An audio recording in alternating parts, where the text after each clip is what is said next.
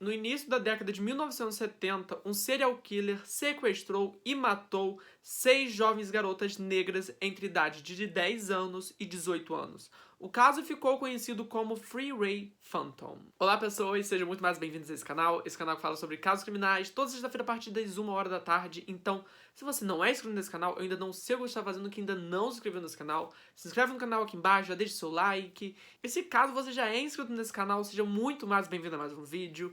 Deixe seu like, compartilhe para os seus amigos.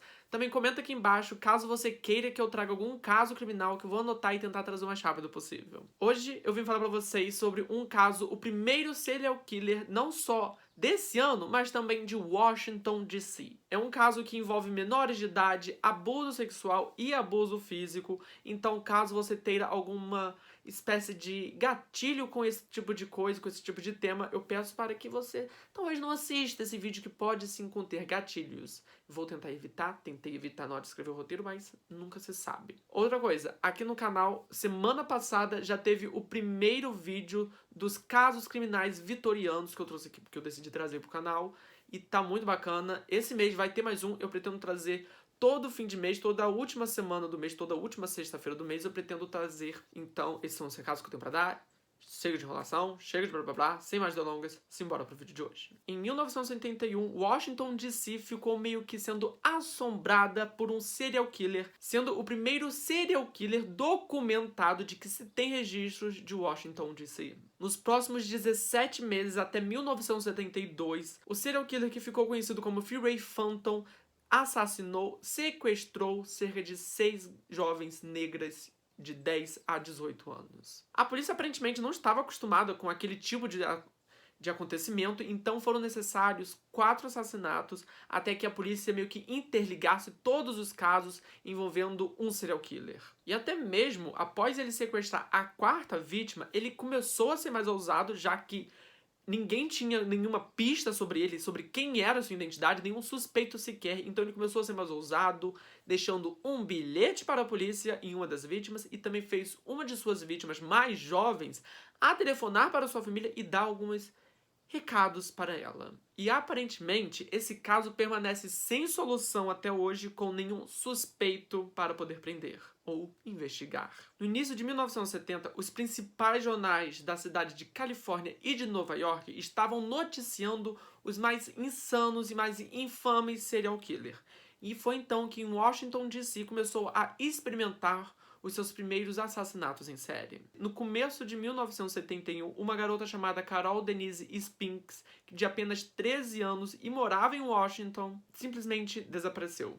Ela era descrita como uma garota muito pequena para sua idade, meio que tinha uma estatura pequena, fora também que ela era tímida. E ela tinha uma irmã gêmea chamada Carolyn. No domingo do dia 25 de abril de 1971, os irmãos de Carol, incluindo a irmã Carolyn, estavam meio que trancados no seu apartamento, já que a mãe estava indo visitar um parente / amigo da família. Eles foram meio que trancados, entre muitas aspas, dentro desse apartamento, já que eles não podiam sair para fazer nada, porque a mãe era muito protetora. Fora também que a mãe era descrita como muito rígida, ou seja, se eles ousassem sair do apartamento e ela soubesse, não ia dar muito bom para eles. Valerie, uma das irmãs de Carol, que tinha 24 anos e era vizinha de porta do mesmo apartamento, foi até o apartamento da mãe e perguntou se uma das crianças queria ir até uma loja próxima para ela, com a desculpa de que ela daria um refrigerante para quem fosse. Carol meio que não pensou 2 vezes e falou que ela iria arcar com as consequências. A loja em questão era a 7-Eleven, e guardem bem esse nome que essa loja vai aparecer muitas vezes aqui no caso. E ela foi para essa loja com apenas $5 no bolso, que para aquela época era muita coisa, dava para comprar bastante coisa. Ela começou a andar pela avenida até a loja 7-Eleven. Ela sabia que corria o risco dela ser pega pela mãe. No meio do caminho, ela encontrou a sua mãe Ellen Tin e, aparentemente, Ellen Tin deixou ela ir até a loja, mas em casa ela iria sofrer as consequências. Falou, olha, vai, mas em casa a gente conversa. Se sabe que ela chegou até a loja, que a Carol chegou até a loja, comprou os itens, inclusive o seu refrigerante. Isso porque funcionários viram a garota entrando e também meio que tem a nota fiscal desses produtos. No entanto, no espaço de meio quilômetro entre a loja 7-Eleven e o apartamento da família, Carol Spinks simplesmente desapareceu.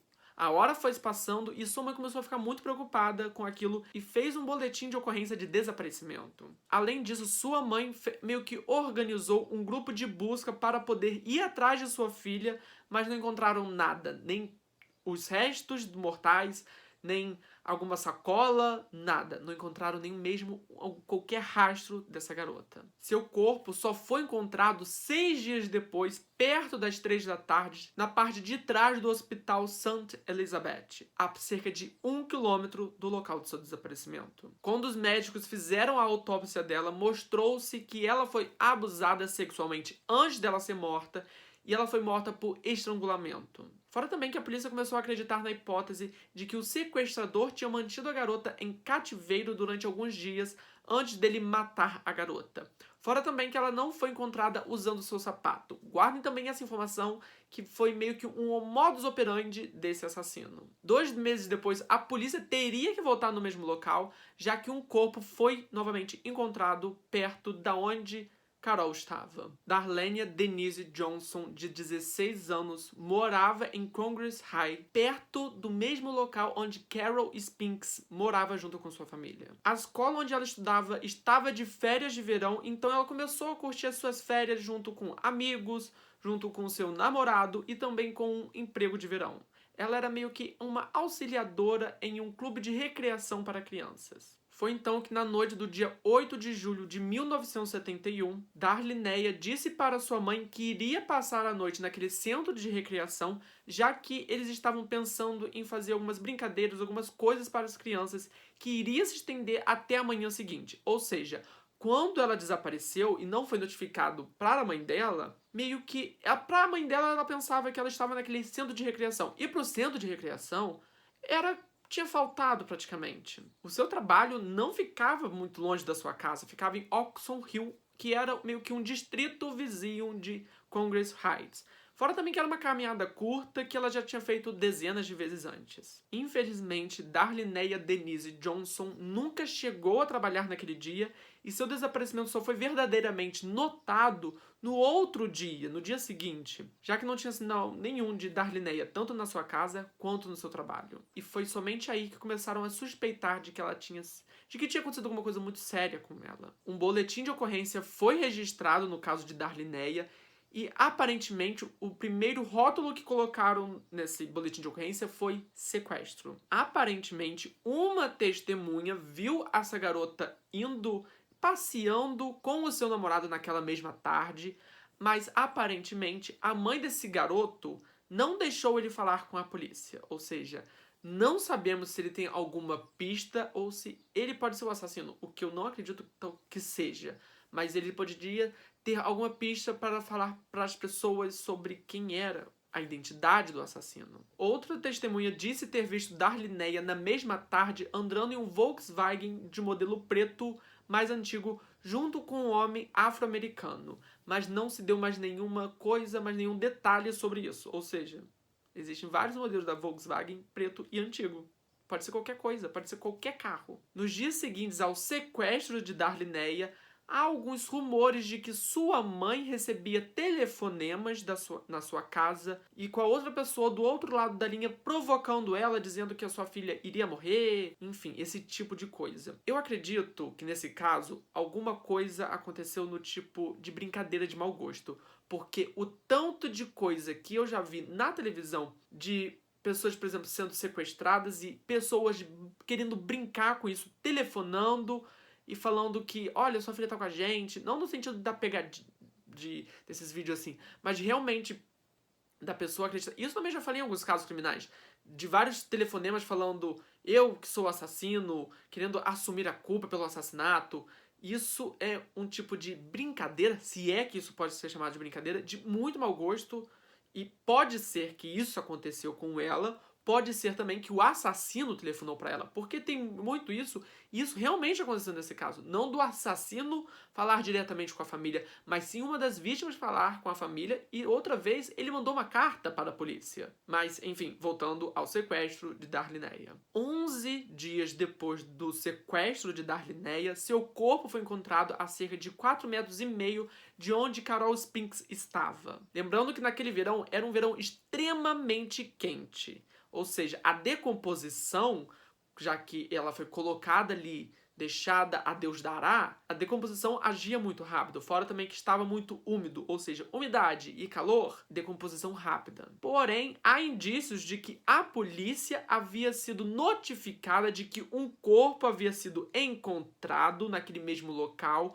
uma semana antes do corpo de Darlineia ser encontrado. Ou seja, há indícios de que essa garota poderia ter sido encontrada não com vida, mas sim antes desses 11 dias. Como eu disse, o seu corpo estava em um estágio muito avançado de decomposição, mas ela foi encontrada com o seu vestido, mas sem os seus sapatos. Os médicos que fizeram a necrópsia não conseguiram achar evidências de que ela tinha sido abusada sexualmente, já que seu corpo estava muito decomposto, mas conseguiram achar evidências de que ela foi morta estrangulada. E agora vem uma das partes mais chocantes desse caso, que é de uma vítima que ligou para sua família, exatamente. Essa garota chamava Brenda Freie Crockett. Ela tinha apenas 10 anos na época de seu sequestro/assassinato e morava no bairro de North West. Como várias outras crianças daquela época, ela era descrita como sendo muito baixinha, tendo uma estatura pequena. Mas foi na noite do dia 27 de julho de 1971, enquanto as outras crianças estavam se preparando para dormir, sua mãe pediu para que ela fosse até a mercearia chamada Safeway, guardem também esse nome que também vai aparecer bastante aqui, pedindo para que ela comprasse algumas coisas. Ela aceitou, já que ela era apenas uma criancinha. E é claro que uma mãe nunca vai pensar que sua criança vai ser morta naquele dia. Quando Brenda saiu de casa, aparentemente ela não estava usando sapatos. Ela foi descalça até a mercearia. Mas segundo sua mãe, chamada Rieta, ela falou para a garotinha chamar a sua amiga para ir junto, mas aparentemente ela foi sozinha mesmo. Aparentemente, ela nem chegou a chegar no Safeway, sendo sequestrada antes. E quando a sua família, seu pai e sua mãe, começaram a perceber que ela não estava chegando em casa, eles começaram a procurar ela pelo bairro. Mas foi dentro do apartamento que uma coisa ruim aconteceu. A irmã de Brenda, chamada Berta, de apenas 7 anos de idade, estava em casa e estava ansiosa, mas ela não sabia da gravidade da situação. E foi nesse momento que o telefone da casa tocou e, como qualquer criança curiosa, ela foi atender.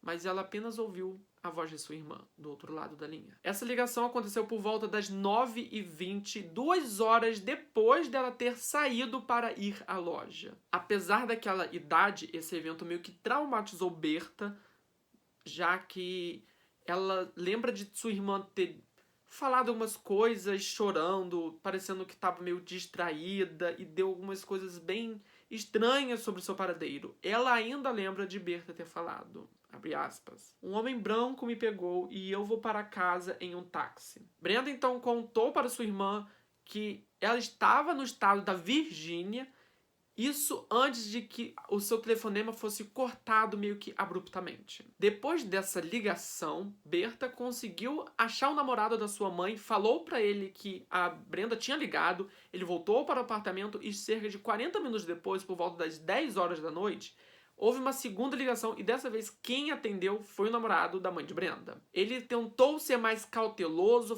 tentando fazer algumas perguntas mais certeiras para poder entender aonde ela estava e com quem ela estava. E agora eu vou ler praticamente não uma transcrição, mas sim uma parte do que aconteceu nessa ligação. Vamos lá. Quando o namorado da mãe perguntou se ela estava na Virgínia, Brenda respondeu: "Não, minha mãe me viu." Essa pergunta confundiu todo mundo, já que como a mãe dela tinha visto ela, já que a mãe estava em casa também. O namorado prosseguiu: "Como sua mãe poderia ter te visto se você está na Virgínia?" A conversa seguiu por esse negócio de Brenda não conseguia dar tanta informação assim sobre onde ela estava e com quem ela estava, mas ainda estavam se falando. Foi então que o namorado perguntou: "Com quem você tá?" Foi então nesse momento que ele começou a escutar um barulho de passos pesados atrás de Brenda e foi então que ela falou o seguinte: bom, eu vou te ver. E a ligação chegou ao fim abruptamente. Na ligação dava para notar que ela estava muito distraída, parecia estar desnorteada, como se estivesse meio zonza, ou talvez até com muito sono, no sentido tipo muito mesmo. Mas aproximadamente 8 horas depois, o seu paradeiro teve um fim. E não foi um fim muito feliz. Um caroneiro que viajava pelos Estados Unidos pela Route 50, perto de Baltimore e Washington Parkway, descobriu o corpo da criança de apenas 10 anos que estava desaparecida. Como as duas outras vítimas, ela também foi encontrada sem os seus sapatos, mas aparentemente ela já não estava sem sapato. Fora também que a causa da sua morte foi estrangulamento por um lenço, e o lenço estava ainda amarrado firmemente no pescoço dela. Porém, o mais incomum daquilo tudo era que o corpo dela estava incrivelmente limpo, como se ela fosse colocada ali, dado um banho nela e colocado ali, já que nem seus pés, lembrando, ela estava descalça, já que nem seus pés estavam sujos. Neno Moshia Yates, ou apenas Neno, eu vou chamar de Neno porque é mais fácil, tá, gente? Tinha apenas 12 anos na época de seu assassinato e morava com seu pai e madrasta em um apartamento em Bennington Road. Naquele dia, a madrasta de Neno tinha acabado de dar à luz, então o pai meio que estava tendo que fazer um malabarismo entre ficar no hospital junto com a mulher e o recém-nascido, fora também em ficar em casa junto com o Neno. Mas foi então que no dia 1º de outubro de 1971, ela foi enviada pela sua família a ir até uma mercearia chamada Safeway, que ficava a incrivelmente menos de um quarteirão de sua casa. Um funcionário da loja reconheceu ela mais tarde e disse que ela chegou sim a realizar suas compras perto das 7 horas da noite daquele mesmo dia. Porém, na mesma noite, um desses funcionários afirmou que eles simplesmente encontraram todos os itens que ela havia comprado espalhados em frente à loja, como se alguém tivesse jogado ele ali. E menos de 3 horas depois do seu desaparecimento, os restos mortais de Neno Yates foram descobertos. Seu corpo foi encontrado perto de um acostamento na rua Pensilvânia, em Maryland. O corpo foi encontrado por um garoto de 16 anos que estava caminhando por ali e viu o corpo dela ali por mero acaso. E novamente, como os outros assassinatos, ela havia sido morta por estrangulamento, ainda estava vestida, porém os seus sapatos estavam faltando. O legista afirmou mais tarde que o estrangulamento que matou ela era muito forte. A pessoa que estrangulou fez força demais, sendo que seu esôfago meio que foi quebrado naquele ato. Esse mesmo legista afirmou que ela havia sido abusada sexualmente antes da sua morte. E você pode pensar, pô, nesse caso eles já estavam tentando, colocar as 4 vítimas em uma linha de investigação, Não. Nenhum desses assassinatos anteriormente foram investigados muito a fundo, ou seja, eles não tinham... Aparentemente, a polícia acreditava que não tinha ligação entre si. E muito disso não foi realmente por causa da polícia, já que as pistas que eles encontraram, eles não conseguiram colocar, interligar a nenhum suspeito que eles tinham, e também os depoimentos das pessoas não foi de muita coisa útil para eles, ou seja, nem tudo foi culpa da polícia. Mas foi somente depois dessa investigação e desse modus operandi muito parecido e dessas mortes acontecendo uma atrás da outra praticamente, que a polícia começou a acreditar que essas mortes estavam sim começando a ter uma ligação. Mas demorou para isso acontecer. Mas depois desse entendimento de que todas essas mortes estavam interligadas, o FBI foi chamado e o FBI estava muito confiante de que iria pegar o assassino. A única coisa que se sabia sobre o caso é que a mídia local começou a chamar esse assassino de Freeway Phantom, já que Phantom é um fantasma. O fantasma de Freeway. Já que ele não tinha sinal de vida. Praticamente, ele assassinava e não tinha sinal da existência dele. Nenhuma pista. E esse mesmo fantasma começou a assombrar as pessoas, a polícia durante o verão, e agora também estava começando a assombrar pelo outono. A 5ª vítima desapareceu 6 semanas depois, enquanto voltava de sua escola. Ela se chamava Brenda Woldard, que tinha 18 anos. Na noite do dia 15 de novembro de 1971, ela e um amigo foram jantar em um local chamado Billy Childe Bowl. Eles jantaram lá, conversaram e logo depois eles começaram a um seguir para a casa do outro, sabe? Um amigo foi para um canto e outro amigo foi para o outro. Porém, eles chegaram a andar juntos de ônibus, pegando uma linha principal. Logo depois disso, esse garoto foi para uma parte e ela foi para outra.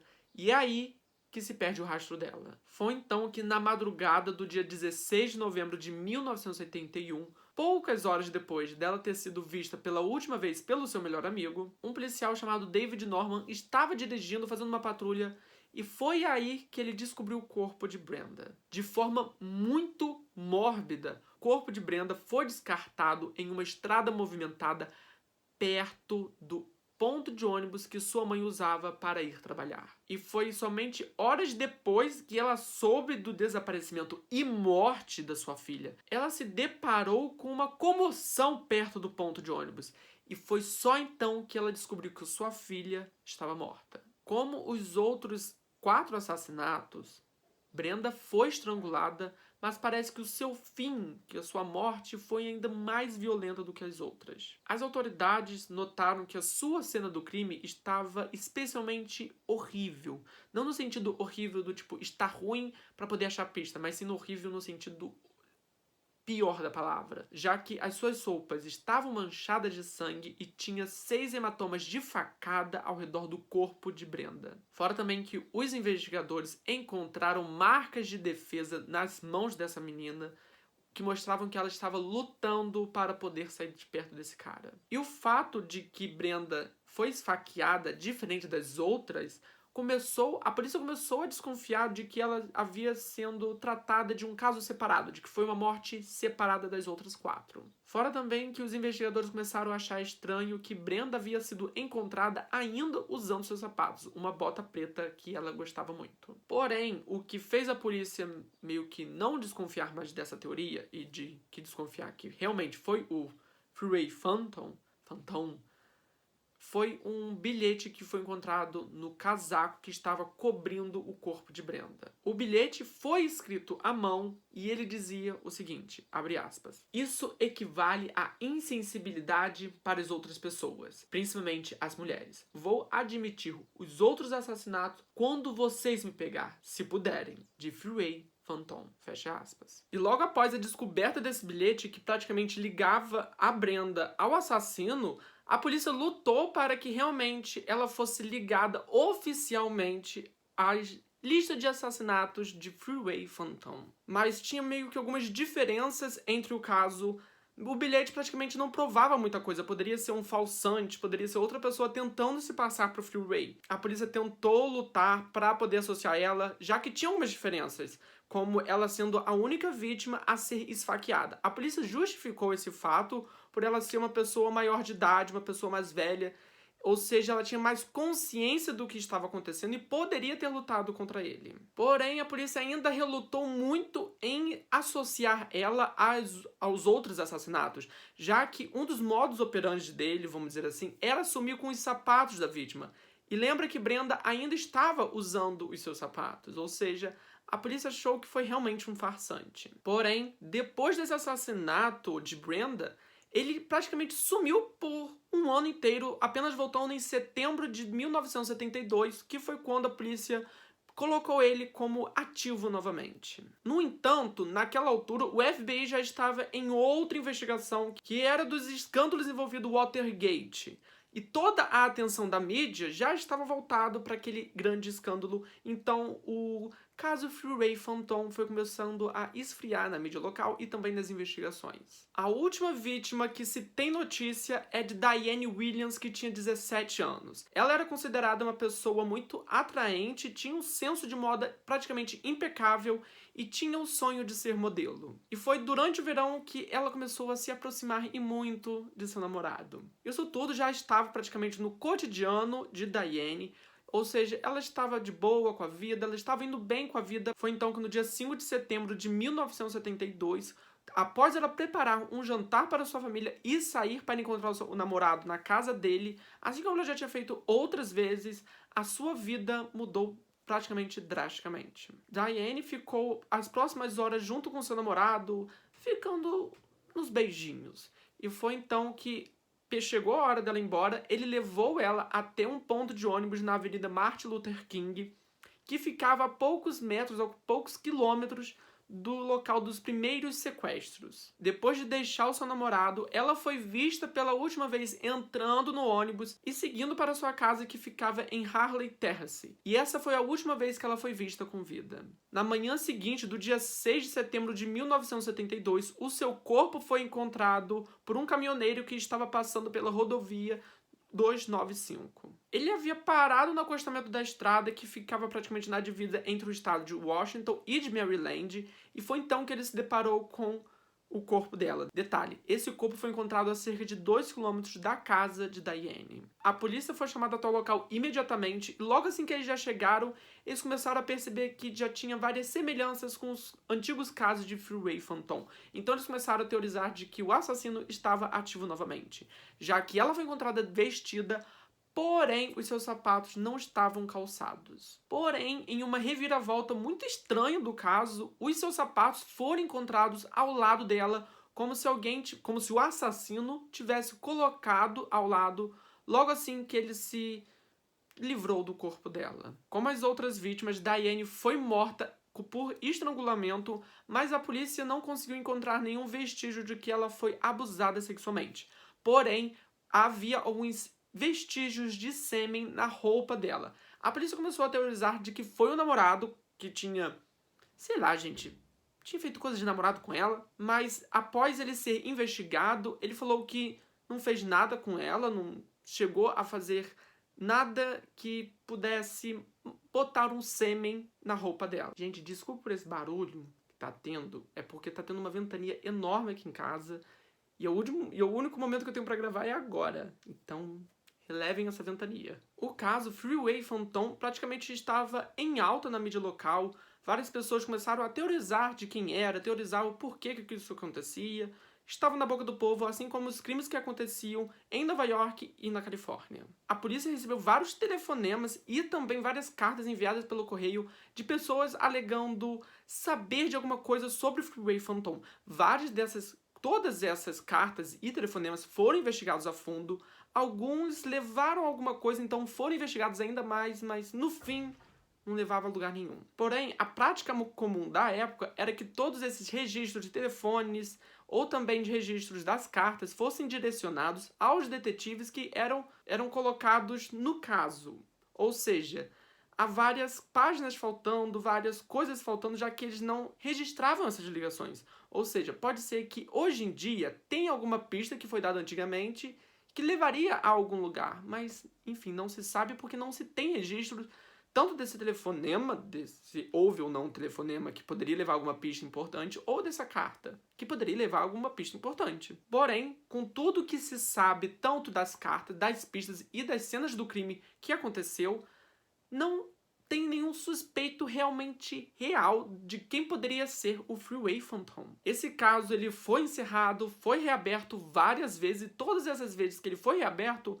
não levava a lugar nenhum. Ou seja, esse caso ele resultou em um caso frio, onde ele está arquivado até hoje. Há sim alguns suspeitos do caso que eu vou falar agora, mas nenhum desses suspeitos ele foi preso ou interrogado diretamente sobre os casos Freeway Phantom. Entre os suspeitos conhecidos, há até mesmo uma gangue que era a Green Vega Rapids. Acho que é assim que se fala. Ou seja, uma gangue poderia estar envolvida no assassinato dessas garotas. Já que membros dessa mesma gangue foram considerados culpados de sequestro e estupro no estado de Washington e de Maryland. Nenhum deles foi acusado de assassinato, mas foram acusados desses outros crimes que também são hediondos. Todos os membros da gangue que foram presos foram entrevistados individualmente para poder perguntar se tinha alguma coisa a ver com o Freeway Phantom. Um desses casos realmente parecia ter alguma coisa a ver. Um dos membros dessa gangue deu meio que uma notícia para a polícia que alertou bastante ele, já que